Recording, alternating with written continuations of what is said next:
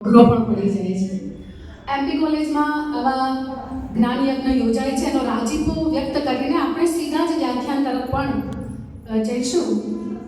અગાઉ સંજયભાઈએ નાટકની વાત કરી, અભિનય તત્વની વાત કરી, એમાં ભાષાની વાત કરી, અને એ રીતે દ્વિજ કલા છે, દ્વિમાધ્યમ બને છે એ વાત કરી. પિંકીબેને બહુ સરસ વાત કરી ભાષા વિજ્ઞાનના સંદર્ભમાં વાક્યના પ્રકાર, અને એ આપણે વ્યવહારિક ભાષામાં કઈ રીતે વાક્યો પ્રયોજીએ છીએ એની વાત એમાં જોડાયેલી છે. પણ જ્યારે કવિતાની વાત આવે છે ત્યારે કવિ થોડો સર્જનાત્મક અભિગમ તરફ આગળ વધીને ભાષા પાસેથી કામ લેતો હોય છે. એટલે અહીં આપણે જે વ્યવહારિક ભાષાની વાત કરતા હોઈએ એનાથી એમ કહેવાય ને ઉર્ધ્વ ભાષા તરફ જવાનું હોય, જેને આપણે સર્જનાત્મક ભાષા કહીએ છીએ. અને એના સંદર્ભમાં આજે મારે તમારી સાથે જે વાતો તમારા સુધી પહોંચાડવી છે એ છે જયંત પાઠકની કવિતા. હું જાણું છું કે SYBAમાં અભ્યાસક્રમમાં છે, આપ સૌ પણ એનાથી વિદિત છો, પણ આજે આપણે માત્ર એના અભ્યાસક્રમ લક્ષી વાત પૂરતી નહીં સાંભળીએ કે જાણીએ કે માણીએ, પણ જયંત પાઠક કઈ રીતે એક ઉમદા ઉત્તમ કવિ રહી ચૂક્યા છે ગુજરાતી સાહિત્યમાં, એના વિશે પણ આપણે જાણીશું. આમ તો કવિનો પરિચય મળવો જોઈએ, અને કવિનો બીજો પરિચય એની કવિતાઓમાંથી મળતો હોય છે, પણ તે છતાં શા માટે એનો સર્જન પરિચય આપણે જાણવો જોઈએ? એનું એક કારણ છે. કારણ કે કવિતાની જે ભાષા છે એનું જે પ્રધાન સૂર હોય એ છે ભાવ. અને હમણાં જ આપણે અભિતા, લક્ષણા અને વ્યંજના એવા શબ્દ શક્તિની વાત સાંભળી ભાષા વિજ્ઞાનમાં. કવિ હંમેશા આ ત્રણમાંથી કોઈ એક શબ્દ શક્તિ એમાંથી સિદ્ધ કરતો હોય છે. અભિધામાં આપણે વાત કરતા હોઈએ, અને ક્યારેક બાળ કવિતા જેવી જે કવિતાઓ હોય એ પણ અભિધાના સ્તરે હોય, કારણ કે બાળકનું માનસ એટલું પરિપક્વ નથી હોતું કે તે વ્યંજના સુધી પહોંચી જાય. અને એ દ્રષ્ટિએ આપણે જોઈએ તો કવિતા અને કવિ એમ બે રીતે એના સ્તર પણ આપણને મળતા હોય, બરાબર? શબ્દ શક્તિની દ્રષ્ટિએ જ્યારે વિચારીએ તો. પણ શું જ્યારે કવિ કવિતા લખતો હોય ત્યારે આવી કોઈ ભાષાકીય વિશેષતાઓ એના મનમાં હશે? એ એક પ્રશ્ન છે. ઉમાશંકર જોશીએ એમના એકાદ પુસ્તકમાં સરસ વાત કરી છે. એમને કોઈએ પૂછ્યું હતું કે કવિતા લખતી વખતે તમને શું અનુભવાય છે, તો તમે આ પ્રક્રિયાને, સર્જન પ્રક્રિયાને કઈ રીતે જુઓ છો? તો એમણે કહ્યું હતું કે પ્રથમ પંક્તિ હંમેશા ઈશ્વરદત્ત હોય છે. ઈશ્વરદત્ત પંક્તિ એટલે શું? જેને આપણે સ્વયં સ્ફુરણ કહીએ છીએ તે. અને પછીની જે કવિતા અવતરે છે, પ્રથમ પંક્તિ પછીની જે રચના અવતરે એમાં કવિ પોતાનું કવિકર્મ કરતો હોય છે. હવે અહીંયા આપણે બે રીતે જોવાનું છે કે કવિકર્મ પણ શું છે અને કવિને આખરે તો શું નિપજાવવું છે. મેં અગાઉ વાત કરી કે જીવન પરિચય આપણે લેવો જોઈએ, પણ હવે આપણી પાસે જે સમય છે એને ધ્યાનમાં રાખીને હું સીધી કવિતાઓ પર પણ આવીશ. ગાંધી યુગનો જે કાળ ચાલતો હતો, કે જન્મ તો પંડિત યુગમાં થયો છે 1920માં. તમે કવિ કે કોઈ સર્જકને જ્યારે બોલવો ત્યારે તમારે આ બે પરિબળો ખાસ જોવા જોઈએ કે એનો જે જન્મકાળ છે તે, એનો જે ઉછેર કાળ છે તે, એનો જે ઘડતર કાળ છે તે કયો છે, અને જે કવિતા એ જ્યારે સર્જે છે, સાહિત્ય સર્જે છે એ કાળ કયો છે. કારણ કે જન્મકાળ એ પંડિત યુગ છે, પછી એનો જે ઘડતર કાળ છે એ ગાંધી યુગ છે. જયંત પાઠક પંચમહાલ જિલ્લાના ગોટ ગામના વતની, ત્યાં જન્મ થયો. નાનપણ એમનું પિતાજી સાથે અને દાદાજીના સ્મરણો સાથે એમની સાથેના સાનિધ્યમાં વીત્યું છે. ખાસ વાત તો એ છે કે પંચમહાલ જિલ્લો, એની આસપાસની જે પ્રકૃતિ છે, વૃક્ષો છે, નદી છે, પહાડો છે, આદિવાસી વિસ્તાર છે, આ બધું એકત્રિત થઈ અને આ કવિમાં અવતર્યું છે. હવે જુઓ કે બાળપણમાં હંમેશા બાળકમાં તો એ સંસ્કારો સિંચાતા હોય છે. કવિ જન્મે છે કે કવિ બને છે, આ પણ એક મહત્વનો મુદ્દો છે. કવિઓ જન્મતા પણ હોય છે અને કવિઓ નિવડતા પણ હોય છે. અને એ તો આપણે જાણીએ જ છીએ કે અભ્યાસને કારણે પણ કવિતામાં આપણે જઈ શકીએ, સર્જન કરી શકીએ. અને કેટલાક કવિઓ જન્મથી કવિ પણ હોય છે. રમેશ પારેખ જેવા કવિને આપણે એમ યાદ કરવા પડે કે જે જન્મગત પ્રતિભા છે એનામાં, એને કારણે એના કવિતાના સંસ્કારો બાલ્યકાળથી સિંચાતા રહે છે અને ઉંમરના કોઈ તબક્કો અથવા ભણતર અભ્યાસને કારણે પણ 9મા ધોરણ કે 10મા ધોરણથી કવિતા લખતો થયો હોય, કોલેજ કાળમાં આવે અને પોતાના ડાયરીના પાના ભરે, પણ એ કાળ પણ એનો સમૃદ્ધ કાળ નથી હોતો. જ્યાં સુધી કવિતાની પૂર્ણ સમજ એનામાં ન આવી જાય ત્યાં સુધી કવિ એટલી ધીરજ ધરવાની હોય કે એ કવિતા ક્યાંય પ્રકાશિત ન કરે. આ કવિનો હંમેશા ઘડતર કાળ હોય છે. તો જયંત પાઠક એ રીતે ઘડાયેલા કવિ કેમ છે? કારણ કે પંચમહાલ જિલ્લો, એની આસપાસનું પ્રકૃતિ, સૌંદર્ય, આ બધું એમને પ્રાપ્ત થયું છે. એટલું જ નહીં, એ જ્યારે અભ્યાસ કરતા હતા ત્યારે એમણે સુરતની કોલેજમાં જે અભ્યાસ કર્યો અને વિષ્ણુ પ્રસાદ ત્રિવેદી જેવા એમના ગાઈડ, માર્ગદર્શક, આધુનિક કવિતા પ્રવાહ જેવો સુંદર મજાનો વિષય, વિશિષ્ટ વિષય કહી શકીએ એવા વિષય પર એમણે પીએચડી સંશોધન કામ કર્યું છે. તો તમે જુઓ કે પેલા જન્મના સંસ્કાર તેની પાસે હતા જ કવિતા લખવા માટેના, અને એટલા માટે એ તબક્કો અને અભ્યાસને કારણે કવિતાની જે પાકટતા આવી, સમજ વિકસી, બરાબર, એ બંનેનું સંયોજન થયું અને અંદરની જે સર્ગ શક્તિ કહેવાય, પ્રતિભા શક્તિ કહેવાય, એ અભ્યાસ નિપુણતા પ્રાપ્ત થતા પછી કવિતામાં જ્યારે અવતરે છે ત્યારે આ જે કવિ છે એને હું વ્યંજનાનો કવિ કહું છું. વ્યંજનાનો કવિ કહેવા પાછળ એટલા માટે કે ભાષાકીય વિશેષતાઓ એમણે બહુ વિકસાવી છે. જ્યારે કવિ હોય ને એ કવિ ભાષા પાસેથી ખાસું એવું કામ લે છે, કલ્પનની રીતે, પ્રતીકની રીતે, પૂરા કલ્પનની રીતે, કે પછી એ ક્રિયાપદોનો પણ ઉપયોગ સરસ રીતે કરી જાણે છે. વિશેષણોને એવી રીતે એમાં પ્રયોજે છે કે કવિતા આપણને વાહથી આ સુધી અને આથી વાહ સુધી પણ લઈ જાય. તો આ કવિ કર્મ હોય છે. આટલી વાત મારે તમને એમનું જે મૂળ ગળથુથીમાં પડેલું બીજ જે છે એ એમનો પરિવેશ છે, એમનો જન્મકાળ છે, એમનો ઘડતર. બીજું કે રાવી પાઠક જેવા કે બચુભાઈ રાવત કે આવા જે સંપાદકો જ્યારે એમને મળ્યા હોય, પ્રસ્થાનમાં જ્યારે એમની કવિતાઓ આવી હશે કે કુમારમાં આવી હશે, તો એ જે કાળ છે એ સાથે સાથે ગાંધી યુગની અસર પણ એમનામાં તે સમય દરમિયાન હતી. પણ જ્યારે એમણે સંશોધન કામ કર્યું પીએચડીનું, એના પછીનો જે પ્રવાહ, આધુનિક કવિતાને જ્યારે બરાબર સમજ્યા ત્યારે એમનામાં ઉત્તર જયંત રૂપે, પૂર્વ જયંત અને ઉત્તર જયંત, ઉષ્ણસનો બહુ સરસ લેખ પણ આ પુસ્તકમાં છે, ચયન કરવા જેવો છે બધા વિદ્યાર્થીઓએ. તો બે કવિના જ બે સુંદર સ્વરૂપો. કોઈ પણ કવિ હોય જો એ પહેલા સંગ્રહથી માંડીને 10મા સંગ્રહ સુધી જો એક જ ધાર્યો લખ્યા કરે તો એ શ્રેષ્ઠ કવિ નથી, કારણ કે એનો સૂર બદલાતો નથી. પણ કાળને કારણે કે યુગ પરિવર્તન થવાને કારણે એના જે પરિબળો છે જો એની કવિતામાં બરાબર ઝીલાતા હોય અને એનો અંદરનો સ્વર પણ બદલાતો હોય, ભાવલય પણ બદલાતો હોય, તો એ કવિતા ચોક્કસ જે પ્રારંભિક કવિતા હોય એના કરતાં જે પછીની કવિતાઓ આવે એ જુદા જ પ્રકારની હોય છે. તો અહીંયા આપણને 55 કવિતાઓમાં એવી કવિતાઓ અવશ્ય મળશે. હવે કાવ્ય સંગ્રહો કેટલા બધા છે એમના, મેં નોંધ કરી છે પ્રમાણે 13 જેટલા કાવ્ય સંગ્રહ છે. એમાં પહેલો કાવ્ય સંગ્રહ 1954માં છે, મરમર. અરે મરમરથી આરંભ કર્યો 1954નો કાળ, એટલે આપણે અનુગાંધી આધુનિક 1960થી શરૂઆત થાય તો એની પૂર્વેનો કાળ એટલે અનુગાંધી, જે બહુ જ ટૂંકા ગાળાનો સમયગાળો રહ્યો છે. અને એ જ સૌંદર્યાભિમુખ ધારાનો તબક્કો પણ ગુજરાતી સાહિત્યનો રહ્યો છે. એટલે ગાંધી યુગની જે કવિતા હતી એનાથી સાવ અલગ વળાંક લઈને ઉમાશંકર જોશીની ભાષામાં આપણે જે વિધાન છે, આંખ, કાન અને નાકની કવિતા, એ રીતે જોઈએ તો એ નવતર કવિતાનો ભાગ આપણને આ ઉત્તર જયંત પાઠકમાં અવશ્ય જોવા મળે છે. અહીં સામગ્રીનો તો પેલો ભાવ છે જ, પ્રકૃતિ પ્રેમ, વતન પ્રેમ, જુરાપો, એ બધું જ છે. તો કળા શેમાં છે? કળા છે એની અભિવ્યક્તિમાં, એની શબ્દની અભિવ્યક્તિમાં, કેવી રીતે કવિતાઓમાં લાવી શકે છે એ મહત્વનું છે. તો 1954માં મરમર આવ્યો અને મરણોત્તર કાવ્ય સંગ્રહ પણ એમનો દ્રુત વિલંબિત 2003માં આવ્યો અને પછી અક્ષર પગલે એવો 2004માં આવ્યો અને છેલ્લો જાગરણ 2009માં એવી મને નોંધ મળી છે. થોડુંક કામ કરું છું કવિતામાં એટલે કેટલાક આ કાળના કવિઓ તો ખરા, પણ પૂર્વના જે કવિઓ હોય એમણે પણ છેક 21મી સદીના પ્રથમ દાયકા સુધી કેટલો કવિતા સાથે પનારો પાડ્યો છે, નિભાવ્યું છે, એ પણ આપણને ત્યાં જોવા મળે છે.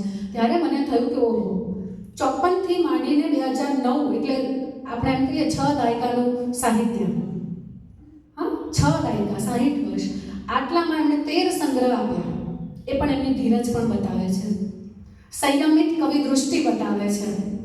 બરાબર. અને તમે એ પણ જોશો કે જે પ્રારંભિક રચનાઓ હશે એના કરતાં અંતિમ સંગ્રહની રચના એના કરતાં ખાસી જુદી હશે. પણ આપણે અહીંયા એ 55 કવિતાઓને ધ્યાનમાં રાખીને જો વાત કરીએ તો મેં એને 4 વિષય રૂપે એમ વર્ગીકૃત કર્યું છે કે આપણે એમ નહીં કહી શકીએ કે આ માત્ર પ્રકૃતિ કવિતા છે. એ પ્રકૃતિની સાથે ચિંતન પણ આવી જાય છે. આપણે એમ નહીં કહી શકીએ કે આ માત્ર પ્રણયની કવિતા છે. એ પ્રણયની સાથે ચિંતન ભાવ પણ આવી જશે. આપણે એમ પણ નહીં કહી શકીએ કે આ માત્ર અધ્યાત્મ રંગી રચનાઓ છે, કેમ કે અધ્યાત્મની સાથે ક્યાંક પ્રાકૃતિક નિવેશ પણ આવશે એમાં. એટલે તમને અહીં આ કવિની એક વિલક્ષણતા કહીએ ને તો એ આ છે કે એ જ્યારે કવિતાઓ રચે છે ત્યારે પ્રકૃતિને ક્યારેક પ્રેમ સ્વરૂપે પણ રજૂ કરે છે, અથવા તો પ્રેમની રજૂઆત કરવી હોય, વ્યક્તિ પ્રેમની રજૂઆત કરવી હોય તો પ્રકૃતિ એના આલંબનમાં આવે છે. બરાબર. તો બે વસ્તુ સાથે સાથે ચાલે છે. ત્યારે આપણે ભાવક તરીકે, વિવેચક તરીકે એ જોવાનું છે કે કવિએ અહીં વાસ્તવિક જે અર્થ છે કવિતાનો, એમાં ખરેખર આ પ્રકૃતિ પ્રેમની કવિતા લખી છે, પ્રણય પ્રેમની કવિતા લખી છે કે અધ્યાત્મની. હા, વતન જૂનાપાની કવિતાઓ હશે, એ આંખે ઉડીને વળગે એવી રચનાઓ છે. એટલે એમાં તમને ખ્યાલ આવી જશે, જેમાં બાનું સ્મરણ ચિત્ર વારંવાર રોકાતું તમને દેખાશે. થોડીક રચનાઓ સાથે જ હવે હું વાત કરીશ. પહેલું જ કાવ્ય છે રોકો વસંતને. રોકો વસંતે. હવે ખરેખર શું વસંત ઋતુ એવી ઋતુ છે કે જેને રોકી શકાય? ના. પણ આજ તો કવિને કરવું છે કંઈક, એટલે અહીં આપણે એમ સમજીશું કે આ પ્રકૃતિની કવિતા છે? ના, આ તો પ્રકૃતિ તો છે, પણ એની સાથે સાથે કવિએ તો વસંતને રોકવાની વાત કરી છે. કઈ રીતે? હું તમને એનું પઠન સાથે પણ જણાવીશ કે આવતી રોકો વસંતને, આવતી રોકો વસંતને, મારે આંગણીએ ફૂલડાના ફાલ લાવતી રોકો વસંતને. સામાન્ય માણસ હશે જેમ કવિતા સાથે કઈ લેવા દેવા નહીં હોય તો એમ કહેશે ભાઈ વસંત ઋતુ તો આવી જ જોઈએ, ચારે બાજુ રંગ રંગ રંગ ભરવાની તો ઋતુ છે, નવ પલ્લવિકતાની તો ઋતુ છે, નવ સર્જનકાળ પણ જ કહેવાય છે. તો પછી કવિને શું વાંધો છે એમાં? પણ વાંધો કઈ નથી. વાંધો તમને આંતરામાં સંભળાશે. જો કે આવતી રોકો વસંતને, મારે આંગણીએ ફૂલડાના ફાલ લાવતી રોકો વસંતને. પહેલા કેવી રીતે આવે છે? એ તો આંગણને આંબલીએ ટંકો કરે. તમને પંક્તિએ પંક્તિએ વર્ણાનુપ્રાસ અલંકાર પણ સંભળાશે અહીંયા. આ ભાષા નિપજાવે છે કવિ. આ કવિ કર્મ છે. અહીં એકલડું ઉર મારું હિબકા ભરે. હવે અહીંયા મેં તમને કહ્યું ને કે કવિને વાંધો શું છે, તો અહીંયા વાંધો છે.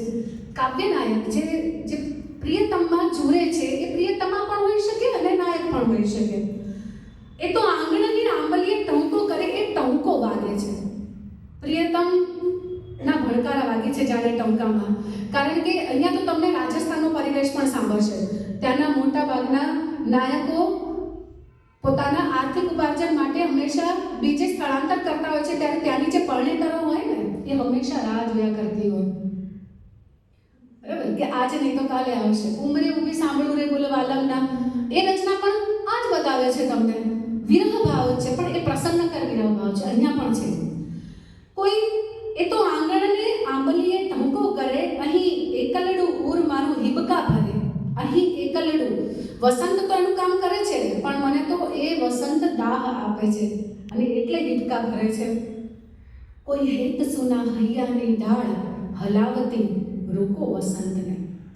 હલાવતી, લાવતી, વહાવતી, આ કેવા સરસ મજાના ક્રિયાપદો અહીંયા કવિએ પ્રયોજ્યા છે. જુઓ, શાને શીળો સમીર બની અંગે અડે, મારા ઝૂલતા જીવન સાથ રંગે ચડે. કેમ આ પવન મને હેરાન કરી ગયો છે? આ કવિની ફરિયાદ છે, મીઠી રાજીજી છે. એની વેણુમાં વેદનાનું વાલ. હવે જો વેદનાનું વાલ કઈ રીતે? બે વિરોધાભાસી સ્થિતિ ઊભી કરી છે. આમ તો વેદના હોય ત્યાં વાલ હોય પણ છુપાયેલું હોય, અને વાલ હોય ત્યાં એનું બીજું પાસું પીડા છે, એટલે કે વેદના છે જ. પણ વેદનાનું વાલ કરીને એક સરસ મજાનું કલ્પન કવિએ સિદ્ધ કર્યું છે. આ કવિ કર્મ છે.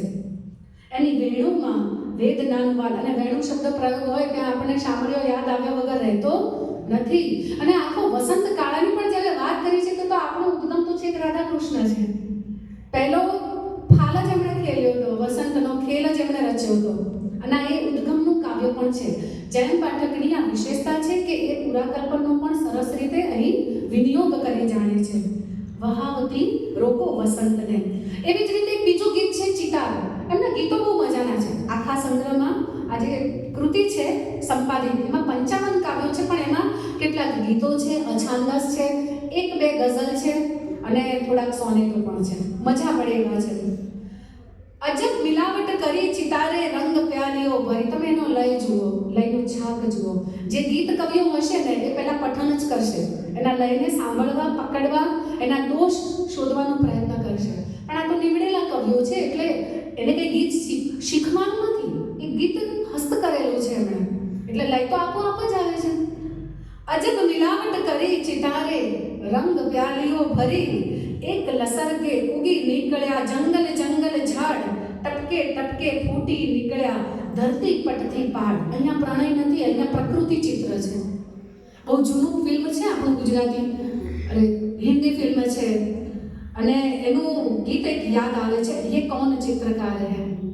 આ ચિત્ર કોઈનો પ્રભાવ ન પડે, પડી પણ શકે, પણ કવિએ એ પ્રભાવ ઝીલતા ઝીલતા પણ પોતાનો સુર પણ આત્મસાત કરવાનો હોય. એ જ છે કવિની સાવધતા. તો અજબ મિલાવટ કરી ચિતારે રંગ પ્યાલીઓ ભરી, એક લસરકે ઉગી નીકળ્યા જંગલ જંગલ ઝાડ, ટપકે ટપકે ફૂટી નીકળ્યા ધરતી પટતી પાડ. આ આખી આપોઆપ થયેલી ક્રિયાની વાત છે. આ કઈ પ્રકૃતિને આપણે બનાવી નથી શકતા, પ્રકૃતિ તો આપોઆપ સર્જાય છે.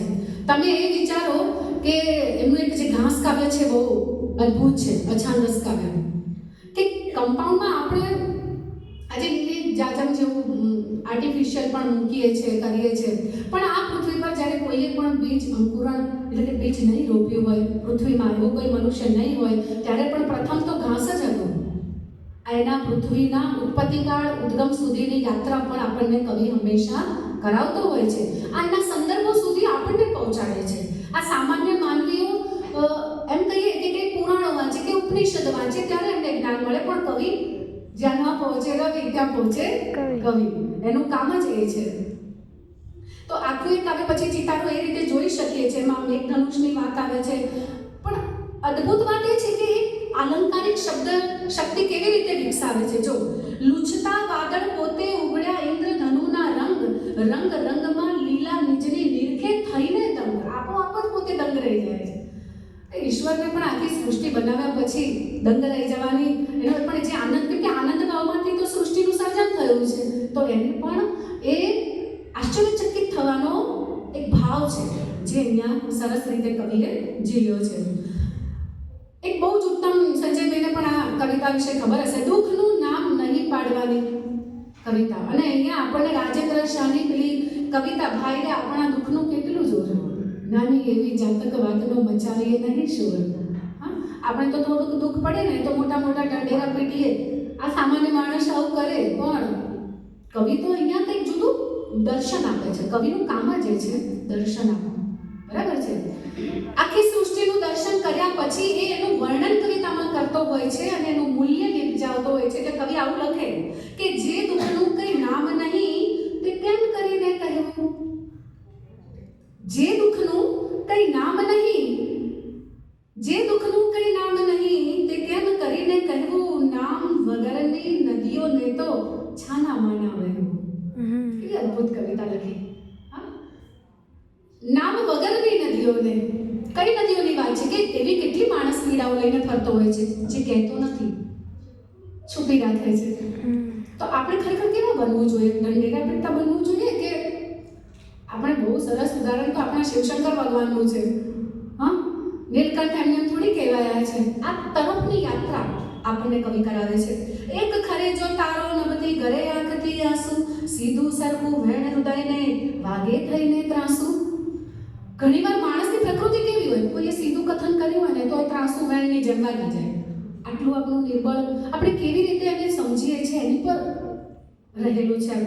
તો એક ઘરે જો તારો નક્કી કરે આંખથી આંસુ ને કોઈ એટલા બધા કોમળ હોય ને કે ખરતો તારો જોઈ જાય ને એનો આહલાદ ઉભો થઈ જાય ને અંદર તો એ આંખમાંથી આંસુ જાય આવી જ જાય.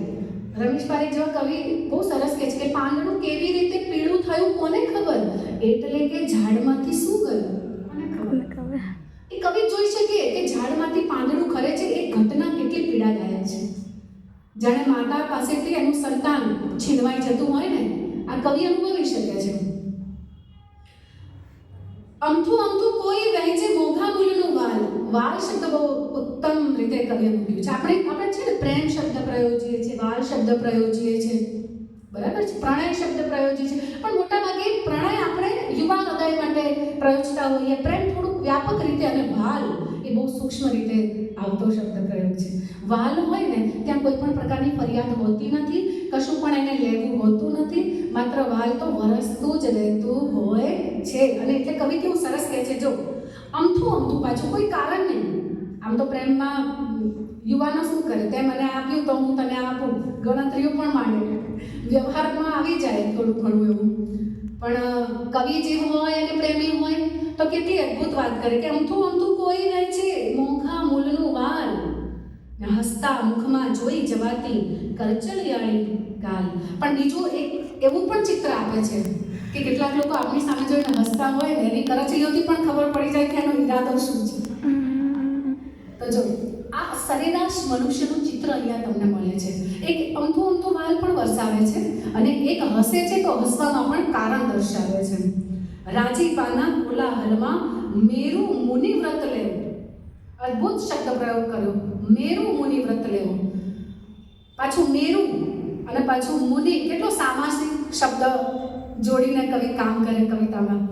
સીધે સાધું કોઈ શબ્દ લઈ શકાતું, અહીંયા સુંદરમ પણ યાદ આવે. તને મેં જંખી છે યુગોથી દીખેલા પ્રખર સહગાની તરસ. ત્યાં જંખી શબ્દ પર જ આપણે અટકી જવું પડે. કેમ ચારી શબ્દ ન લઈ શકાય? પણ રમણીયાર્થ પ્રતિપાદક શબ્દ કાવ્ય, પંડિત જગન્નાથે કહ્યું છે કે જે રમણીય હોય અને જે યોગ્ય હોય, પ્રતિપાદક શબ્દ કાવ્ય, તો જ કવિતા થઈ શકે. તો આ કવિની ચોઈસ જે છે, મુનિ મેરુ મુનિ વ્રત લેવું, એ એને પસંદ કર્યું કે કેવી રીતે જીવવું. રાજીપાના કોલાહલમાં પણ બહુ હરખાઈ ના જવું, એટલું બી કંઈક પ્રાપ્ત થાય ને તો એટલાય ના હરખાઈ જવું કે પછી આપણે છકી જઈએ. એના કરતાં મૌન ધારણ કરવું. એક મુનિ અને એક મેરુ, એ બંનેનો અહીંયા સ ઉપયોગ કર્યો છે. સુખ શૈયામાં અકળ અજંબો રાત બધી આળોટે, ખોબાનું મીઠું જળ ખારું ઉસ અડે કે હોટે, વસ્ત્ર નીચે અસ્તર જેવું દુઃખ દબાવી રહે. અદ્ભુત કવિતા. વસ્ત્ર નીચે અસ્ત્ર, આપણે વસ્ત્રો ધારણ કરીએ છીએ, આપણા શારીરિક જખમ છુપાવી શકીએ છીએ, પણ એવા જખમનું શું કે જે તો ચામડી પણ છુપાવી ના શકે અને છતાં અંદર કોઈને ના દેખાય. તો વસ્ત્ર નીચે અસ્તરનો જે શબ્દ પ્રયોગ અને પ્રાસાનુપ્રાસ જે જોડ્યું છે ને કવિએ, એ અદ્ભુત કામ છે. આવા તો ઘણા ગીતો છે, જેમ કે ચલોજી, એ પણ છે, એક ભજન ગાનું છે. પછી આ તો બહુ જાણીતું કાવ્ય છે કે કાન હવે ગોકુળના આવો તો ચાલશે, કે જમનાના નીર નથી થંભ્યા ને કુંજમાં વણથંભી વાંસળીઓ વાગે. વણથંભી વાંસળીઓ વાગે શબ્દ પ્રયોગ તો તમે જુઓ. વાંસળી તો વાગે છે પણ વણથંભી એટલે જેને કોઈ અટકાવી શકે નહીં, અવિરત વાગ્યા કરે છે. આ ભણકારા.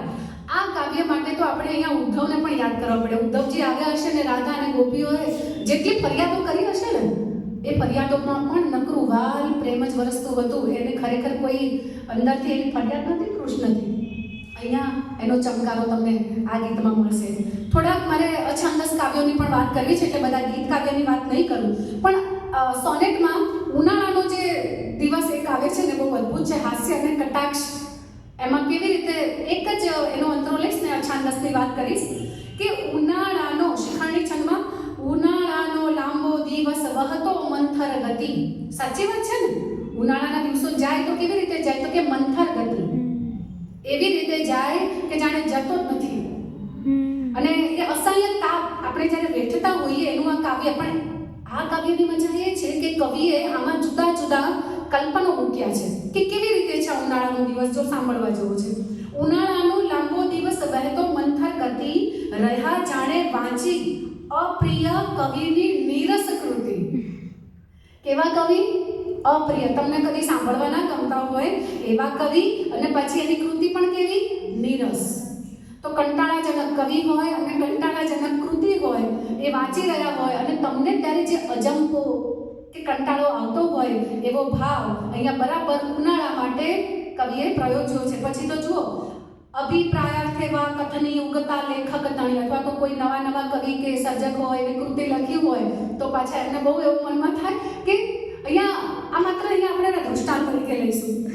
આપણને એમ થાય કે અમારે આ કવિતા વિશે જરા કંઈક લખજો ને, મારા પુસ્તક વિશે કંઈક અભિપ્રાય આપજો ને, ત્યારે આપણને એમ વિચાર આવે કે કવિ કે સર્જકે શું આવું કરવા જેવું છે? નહીં, ધીરજની જરૂર છે. પણ ઉનાળા માટે આ કલ્પના બરાબર છે કે ખરેખર એવું થતું હોય છે, એક પ્રકારની સાહિત્યમાં બોરિંગનેસ જે કહેવાય કંટાળાજનક સ્થિતિ આવી રીતે ઉત્પન્ન થતી હશે. પરાણેમાં જોવું પડતું પ્રૂફ જેમાં ભૂલ ઘણી, અથવા તો એમ કહીએ કે કોઈ પુસ્તકનું કામ લઈને બેઠા હો અને એમાં નકરી ભૂલો હોય અને પેલો પ્રૂફ રીડર પ્રૂફ કરીને થાકી જાય અને ત્યારે જે કંટાળો અનુભવાય એવો આ ઉનાળાનો દિવસ. પછી આગળ તો જુઓ, સરે જાણે કોઈ અજગર ગળ્યા બાદ અજને, અજ અહીંયા એને બે ત્રણ અહીંયા અર્થ છે, પણ આપણે બકરું ઘેટું એ પણ લઈએ કે અજગર ગળી જાય, એની સાથે સરખાવ્યો છે. પછી કે છે વિયોગી પ્રેમી શો રમણમહી જેની નહીં રતી, એવો વિયોગી પ્રેમી જેના મનમાં કોઈ કામ વાસના જ નથી, કોઈ રતિ ભાવ જ નથી અને તોય વિયોગી પ્રેમીની જેમ ફર્યા કરે છે, એવું પણ કહ્યું છે. અને એની સાથે સાથે તો છેલ્લામાં તો જો છેલ્લી પંક્તિમાં એમ કીધું, ઉનાળાના લાંબા દિવસની ક્ષણો એમ ખસતી ભર્યા રસ્તે જેવી લગન વરઘોડા તણી ગતિ, એ હવે તમને અનુભવાશે. આ ગરમીના દિવસોમાં જ્યારે કોઈ લગ્ન ગાળો શરૂ થયો હોય અને પછી વરઘોડિયા જાન લઈને જતા હોય અને ટ્રાફિકવાળા જે સૌથી વધારે હેરાન થાય ત્યારે ઉનાળાના દિવસો, એની માટે આ કાવ્ય આપણે સંભળાવવા જેવું છે. તો ઉત્તમ, તમે જો કે એક ગંભીર પ્રકારનો કવિ જે હોવા છતાં, સૌંદર્યનો કવિ હોવા છતાં આવી કવિતા પણ સોનેટ આપી શકે છે. ઘાસ કાવ્ય જે મેં તમને કહ્યું ને કે આદુ પોતે જ્યાં સુધી સુરતમાં રહ્યા ત્યાં સુધી નગર અને શહેર બંનેનો ભાવ એમણે અનુભવ્યો હતો, પણ પછી તો પેલું કહેવાય ને કે વતનમાં જે રહેલા હોય ને એનો જુડાપો અમને બહુ થાય, ઉથલો બહુ મારે ભાવનો. એ જે કવિતામાં આવ્યું છે, જો ઘાસ, મારા બંગલાના કમ્પાઉન્ડમાં ઉગેલા અસંસ્કૃત ઘાસને, અસંસ્કૃત ઘાસ. તમે વિચારો કે ઘાસ અસંસ્કૃત હોય કે માણસ હોય, અને અસંસ્કૃતનો અર્થ આપણે શું કરીશું? જે ભણેલો નથી, જે અસ્તવ્યસ્ત છે, એવા અર્થમાં લઈ જઈશું તો પણ આપણે એમ કહીએ કે ઘાસ તો અડાબીડ પણ ઉગેલું હોય, અસ્તવ્યસ્ત દશામાં ઉગેલું હોય. તો કદાચ આ એ સિચ્યુએશન, એ સ્થિતિને અહીંયા રજૂ કરે છે. મારા બંગલાના કમ્પાઉન્ડમાં ઉગેલા અસંસ્કૃત ઘાસને હું મૂળમાંથી ઉખેડી નાખું છું. અહીંયા હું મૂળમાંથી ઉખેડી નાખું છું એ ઘટના જે છે એ માત્ર કવિની પોતીકી નથી, એ સર્વ આધુનિક મનુષ્યની છે કે જેણે ફર્નિચર બનાવવા માટે કદાચ આવા વૃક્ષો કપાવ્યા હશે. હા, આખી પ્રકૃતિ નષ્ટ થાય છે ને એનો આખો પડવો પડે છે અહીંયા આ કવિતામાં. પછી આગળ શું કહે છે? હું મૂળમાંથી ઉખેડી નાખું છું. પછી ડેશ છે. હવે એ ડેશ પછીનો અર્થ સમજવા જેવો છે. ઘાસ પૃથ્વીનો આદિમ રોમાંચ, પ્રથમ ઉચ્છ્વાસ. મેં હમણાં જ પહેલાં વાત કરી કે ઘાસ એ શું છે? જ્યારે કોઈએ બીજ નહીં વાવ્યું ને ત્યારે જે આપોઆપ ઉગી નીકળી હશે ને એ વનસ્પતિ છે. એટલે પૃથ્વીના ઉદ્ગમ કાળનો નિર્દેશ અહીંયા કરી નાખ્યો છે. અને પછી કહે છે મૂળમાં ધરતી પમરે છે.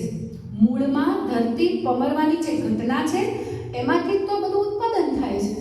એ સંક્રમણ અંદર જે થાય છે એમાંથી જ બધું પ્રાપ્ત થાય છે. ક્યારે બીજ, હવે પછી પાછા પેલા કમ્પાઉન્ડની વાત આવી જાય એટલે ક્યારે ક્યાંથી આવીને આ માટીમાં બીજ પડ્યું હશે, ફોરાથી એ ફાટ્યું ને પત્તીઓમાં ફાલ્યું, પવનના પારણામાં ઝૂલ્યું, એને એમ કે જગા સલામત છે, હું જીવી જઈશ. આવું ઘાસને થાય છે. એટલે ઘાસ શું વિચારે છે ને એ પણ કવિ એક ડાયલોગ, હમણાં એકાંકીમાં વાત કરીને એમ કવિતામાં પણ સંવાદ આવે છે. આવો સંવાદ સ્વયં ઘાસની જ વાત હોય, ઘાસ જ બોલી રહ્યું છે રીતે કવિ મૂકે છે. હું જીવી જઈશ એવું ઘાસને લાગે છે, પણ મેં એને ઉખેડી નાખ્યું. પછી છેલ્લી પંક્તિ, નખમાં થોડી ભરાઈ રહી છે માટી, હવે એમ ઉગશે કે પેલું અસંસ્કૃત, પછી ડોટ ડોટ ડોટ, એટલે આપણે સમજી જવાનું કે પેલું અસંસ્કૃત ઘાસ એટલે આપણે બધું જે કંઈ ખોદકામ કરી નાખીએ ને આપણા નખમાં માટી ભરાઈ જાય તો ખરેખર જેમ જમીનમાંથી કંઈક ઘાસ ઉગે છે, શું આપણા નખમાં માટી ભરાઈ હોય તો ઘાસ ઉગી શકે ના. કેમ? કેમ કે આપણી પાસે પેલી પૃથ્વી જેટલી ફળદ્રુપતા નથી ને, એટલા માટે. આપણે તો આપણું તો શરીર જે છે ને એ તો બનેલું છે, એ પિંડ તો મૃત પામે છે અને પૃથ્વી તો આપોઆપ આવી છે. પૃથ્વીમાંથી જે કંઈ સૃષ્ટિ આવી છે એ આપોઆપ છે, નૈસર્ગિક ઘટનાની વાત છે. તો એવું સરસ કાવ્ય છે ઘાસ પછી કળી પ્રવેશ. પૂરા કલ્પનનો વિનિયોગ કરીને અછાંદસમાં કેવી સરસ વાત માંડી છે કવિએ. ઘેરથી શ્રીમદ ભગવદ્ ગીતા ખરીદવાનો સંકલ્પ કરીને નીકળું છું ને ઘેર આવું છું કામસૂત્ર લઈને. તમે શું વિચારો છો અને શું કરવા જાઓ છો? એક પડઘો પાડ્યો છે આધુનિક માણસનો. કેમ કે ટાઇટલ શું છે? કળી પ્રવેશ. આ કળિયુગ કેવી રીતે આવ્યો? આ કળિયુગ એટલે શું? કળિયુગ એટલે માયાવી નગરી. તમે આ દરવાજાની બહાર જશો ને તો કદાચ આ 3 વ્યાખ્યાન ભાગ્યે જ યાદ રહેશે તમને. એટલી ફટાફટ તમારી વિચારધારા ચેન્જ થતી જાય છે, એટલું ફટાફટ તમે ભૂલતા જઈ રહ્યા છો. આ એવી સિચ્યુએશનમાં તમે એમ વિચારતા હો ઘરેથી નીકળ્યા કે આજે તો મારે શ્રીમદ ભગવદ્ ગીતા લેવું છે અને ઘરે શું લઈને આવો છો? તો આવવા અને જવાની વચ્ચેની જે ઘટનાઓ છે એમાં તમને કોણ, કેટલા, કેવા લોકો મળે છે, કેટલા ભરમાવે છે, એ આના પરથી ખબર પડે છે. બરાબર? કે તમે કામસૂત્ર પુસ્તક લઈને આવો છો. પહાડ ચડવા જાઉં છું ને પગ વળી વળીને ખીણને રસ્તે વળી જાય છે. પહાડ અને ખીણનો સંદર્ભ પ્રતિકાત્મક છે. પહાડ ચડવો એટલે ઉર્ધ્વ થવું, ઉપર તરફ થવું, પ્રગતિ કરવી, અને ખીણમાં પડવું એટલે પોતાના ચરિત્રમાંથી પણ પડી જવું, અધોપતન તરફ જવું. બરાબર? તો આજનો મનુષ્ય ક્યાં છે? દિશા ભૂલ્યો છે ને, એ બતાવે છે અહીંયા. કવિને આ પીડા છે અને એટલે એમણે કાવ્યાત્મક રીતે મૂકી આપ્યું છે કે પહાડ ચડવા જાઉં છું ને પગ વળી વળીને. આ વળી વળીને પણ વિરુક્ત કર્યું છે આવું. તમે આમ જવું ના હોય પણ પાછું વળી જાય. મનની જે ગતિ છે એ વળી વળીને શબ્દમાં અહીંયા ફલિત થાય છે. વળી વળીને ખીણને રસ્તે વળી જાય છે. ગાયત્રીના જાપ કરવા બેસું છું ને આંગળીઓ વારંવાર 2 મણકાની વચમાંના રિક્ત અંધકારમાં ખૂપી જાય છે. હવે 2 મણકાની વચ્ચેનો અંધકાર એટલે શું? તમે તમારું ઉદાહરણ આપું. તમે વિદ્યાર્થી છો, વાંચવા બેસો. ગાયત્રી જાપની આપણે વાત નહીં કરીએ અહીંયા, ભલે કવિ પણ તમે વાંચવા બેસતા હશો ત્યારે પહેલા પેરેગ્રાફ અથવા પહેલા પેજથી કેટલી મિનિટે બીજા પેજ પર જાઓ છો એ જોઈ લેજો હવે ઘરે જઈને. બરાબર? વિચારોનું મારણ કેટલું સતત થાય છે, ચિત્તમાં કેટલું બધું ચાલ્યા કરતું હોય છે કે તમે રિપીટેશન કર્યા કરો છો તમને જ નથી ખબર. એક જ પેરેગ્રાફ વાંચ્યા કરો છો તમને જ નથી ખબર. અંદર બહાર પણ ચક્રીય ગતિ છે ને અંદર પણ સાયકલ એ જ ચાલે છે, હે ને? તો અહીંયા એ વાત છે ગાયત્રી, અને એ વાતને રજૂ કરવા માટે કવિએ અહીંયા રિક્ત અંધકારની વાત કરી છે. આ પ્રતિકાત્મક અભિવ્યક્તિ કવિ નિપજાવે છે. પ્રેમના અમર ફળને 2 હાથમાં દબાવીને ચૂસું છું ને ઘૂંટડે ઘૂંટડે ગળામાં ઘોળાય છે વેદના રસ. આજે તો માણસને પૂરો પ્રેમ પણ મળતો નથી. પ્રેમ મેળવવા જાય તો સામે શું મળે? છળ મળે, વેદના મળે. એટલે બહુ ઓછા ઉદાહરણ છે કે પ્રેમમાં સાર્થકતા હોય. પણ તમે કંઈક પ્રાપ્ત કરવા જાઓ છો તો એની સામે તમારે વિચારી લેવાનું કે એમાં નિષ્ફળતા જવાના ચાન્સીસ છે. તો જો એડવાન્સ માણસ હશે તો બચી જશે આવી પીડાઓમાંથી. પણ અહીંયા તો આધુનિક માણસનું જ ચિત્ર છે. તો પ્રેમનું અમરફળ પ્રાપ્ત કરવા જતાં કેટલી બધી વેદનાઓ વેઠવી પડે છે એનું અહીંયા દર્શન આપ્યું છે. છેલ્લે બહુ સરસ પિંકીબેન સંદર્ભ છે કે નક્કી પગ ધોયા ત્યારે મારી પાની ક્યાંક કોરી રહી ગઈ હશે. તમે કહો તમારામાંથી કોને ખબર છે કે કોની કથા છે? બોલો. બહુ સરસ. તો કળી પ્રવેશ જ્યારે કાવ્યનું શીર્ષક કવિ મૂકે છે તો ગુપ્ત પણ કેટલું રાખે છે કવિતામાં. કવિતાને આમ સમજવાની હોય તો કવિને પણ ન્યાય મળે ને ઉપરથી જો કથાનકને પકડી લઈએ કે પછી જો અહીંયા નળને યાદ જ ન કરીએ કે કેવી રીતે એના અંગૂઠામાંથી કળી પ્રવેશી ચૂક્યો, કેમ કે પોતે અશુદ્ધ થઈ ગયો હતો. તો અશુદ્ધિમાં જ કળીનો પ્રવેશ થાય એવું તો લક્ષણ છે. શ્રીમદ ભગવદ્ ગીતાના અંતિમ અધ્યાયમાં લખ્યું છે એવું. હા, કામ, ક્રોધ, મદ, મોહ આ બધીની વ્યાપ્તિ ચારેકોટ છે એનું કારણ જ આ છે કે ત્યાં કળિયુગ છે. અને છતાં પણ અહીંયા ટકી જ જશે જેનામાં સત્વતા હશે, નીતિ હશે, ધર્મ હશે, શ્રદ્ધા હશે અને એકદમ નિર્દોષ નિષ્પાપ પ્રેમ હશે. કવિને આ એમ કહીએ ને કે આપણે ભારતીય સંસ્કૃતિના જે જીવન મૂલ્યો છે ને આડકતરી રીતે અહીંયા આપણને દર્શાવ્યા છે. એક કવિતા વિશેની પણ કવિતા છે શું થાય છે જો કવિતા વિશે જ્યારે કવિતા લખે ત્યારે? ચોકની વચ્ચે ઊભી કરેલી શૂળી પર ચડી હસતા હસતા વિંધાઈ જવાની હિંમત છે. આ કવિની વિશેષતા એવી છે ને કે દરેક કાવ્યોમાં છે ને પ્રશ્નાર્થ, વીણાબેન પ્રશ્નાર્થ મૂકે છે. પ્રશ્નાર્થથી શું થાય? પ્રશ્ન કરો ને તો એના ઉત્તરની ખોજ કરવા તમે અંદર વળો છો. કવિ આ મૂળે તો ચિંતનના જ કવિ છે. પછી ભલે તમે પ્રકૃતિની વાત કરો, અધ્યાત્મની વાત કરો કે પ્રેમની વાત કરો, એ તમને લાવીને મૂકશે ચિંતન કરો. અને એટલે તમને એમનું મૂળ સૂર અહીંયા આવી જાય છે. ચોકની વચ્ચે ઊભી કરેલી શૂળી પર ચડી, શૂળી પર ચડી. જુઓ દ્રશ્યો કેવા સર્જ્યા છે, સાદૃશ્ય અલંકાર છે કે તમને દેખાય એવી રીતે. એ લખે એવું કે તમને દેખાય. ચોકની વચ્ચે ઊભી કરેલી શૂળી પર ચડી હસતા હસતા વિંધાઈ જવાની હિંમત છે. આપણે બધાને પૂછ્યું છે કવિએ, હિંમત છે. પછી આગળ, ધગધગતા અંગારાને હથેળીમાં લઈને રમાડવાની આવડત છે. પહેલા હિંમતની વાત આવી, પછી આવડતની વાત આવી. ચણોઠીઓ ફૂંકી ફૂંકીને તાપણું કરીને તાપવાની ધીરજ છે. આ હું તમને છેક કવિતાના ઉદ્ગમ સુધી લઈ જઉં છું કે પહેલા એમણે હિંમતની વાત કરી, પછી એમણે આવડતની વાત કરી, પછી એ ધીરજ તરફ જાય છે ત્યારે પેલું ચણોઠીથી આપણે તાપણું કરવાની વાત. પેલા બિરબલની ખીચડી પણ યાદ આવશે તમને. ઊભી દિવાલમાંથી આરપાર નીકળી જવાની હિકમત છે.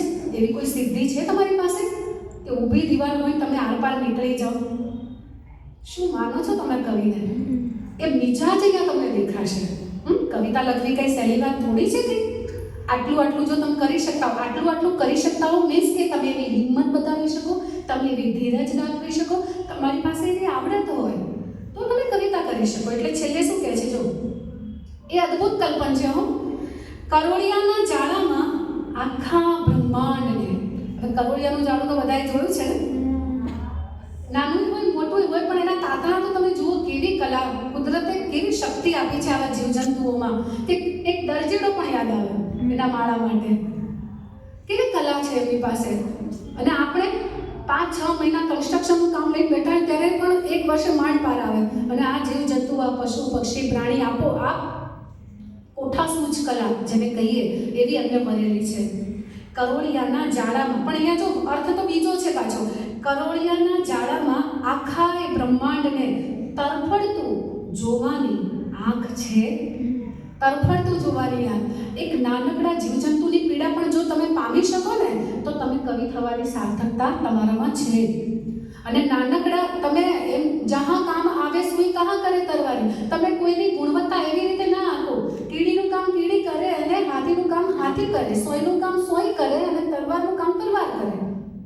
તમે ત્યાં ઊંચ નીચના ભેદ પર જશો તો કરોળિયાના જાળામાં રહેલું પેલું બ્રહ્માંડ દર્શન તમે નહીં કરી શકો, એ કવિ કરી શકશે. બરાબર? આખા નિરાકારને, કેમ કે છેવટે તો બધે જ એક છે. તો પછી તમે કરોળિયાના જાળાની વાત કરો કે બહુ મોટી ઇમારતની વાત કરો. એટલે છેલ્લે એમ કે છે હોય તો, એટલે કે આ બધું જો તારામાં હોય તો તું કવિતા કરી શકે કદાચ. પછી એમ કે છે હજી પણ કદાચ શબ્દ મૂકીને કવિએ એ નિષ્ઠા બતાવી છે કે કવિતા લખવી એ સહેલી વાત નથી. જેમ નર્મદે કહ્યું હતું ને, નિબંધ લખવો એ જેવી તેવી વાત નથી. એમ ખરેખર એવું છે. કવિતા એક પ્રોસેસ છે, એક પ્રક્રિયા છે જેમાંથી કવિને નીકળવાનું હોય છે. વૃક્ષ કાવ્ય, વૃક્ષ, ભીત અને હું, તમે એમના સંવાદો જુઓ. ક્યાં છે કાવ્ય તો કેટલું અદ્ભુત છે. મારો લીલો લીલો સૂરજ, એવા શબ્દ પ્રયોગ કવિ કરે ને ત્યારે આપણને એમ થાય કે મારો સૂરજ કેવી રીતે થઈ શકે? આ તો સૂરજ તો સૈયારો છે ને, બધાનો છે. પણ ત્યાં એનું ગામ છે, ગામનું ઘર છે, ઘરની કોડ છે, અને બા પણ છે ને પેલી ગાય પણ છે. અને એ બધું પોતિકાપણુંનો જે ભાવ છે ને, એટલે ત્યાં મારું શબ્દ વિશેષણની રીતે આવે છે.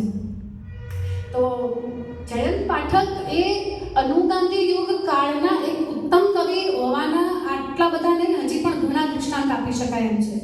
હજી તો એ રમતા રમતા લડી પડે ભાઈ માણસને, હસતા હસતા રડી પડે ભાઈ માણસને, કેવી ગઝલ છે. સરેરાશ માણસનું ચિત્ર એમાં આપ્યું છે. પાળીઓ થઈને પૂજાય અને એમ કહેવાય ને છેલ્લે તો ખોટ પડી જાય એવા માણસની પણ. અને કેટલાક આવે તો એમ થાય કે આ શું કામ આવું? તો સારા નરસા માણસનું ચિત્ર એ ગઝલમાં સરસ રીતે મૂક્યું છે. અને જિંદગી અને મરણ જેવી બે જ પંક્તિના શેરવાળી કવિતા બી કેટલી અદ્ભુત છે. હા? ફૂલો પર કબર ને કબર પર ફૂલો, શબ્દોની રમત માંડીને ભાવ એવી રીતે વળાવે અને એમાંથી એટલો ઊંચો અર્થ લઈ આવે કવિ. આ કામ કવિનું હોય છે. જયંત પાઠક આજે પણ આપણે અભ્યાસક્રમમાં એને ભણી રહ્યા છે. એનો અર્થ જ એ છે કે એમની કેટલી સાર્થક કવિતા છે. કવિને, કવિ ચેતનાને આપણે સ્મરણ કરીએ. આને માત્ર આપણે અભ્યાસક્રમ પૂરતો નહીં, પણ જો તમારામાંથી કોઈ કવિતા લખતું હોય ને તો કવિની કવિતાઓને ઊંડાણપૂર્વક વાંચો, સમજો, એની અંદરની પ્રક્રિયાને સમજશો તો કદાચ તમારામાંથી પણ કોઈક કવિતા ફૂટી નીકળશે. આટલી વાત સાથે હું વિરમું છું. ધન્યવાદ.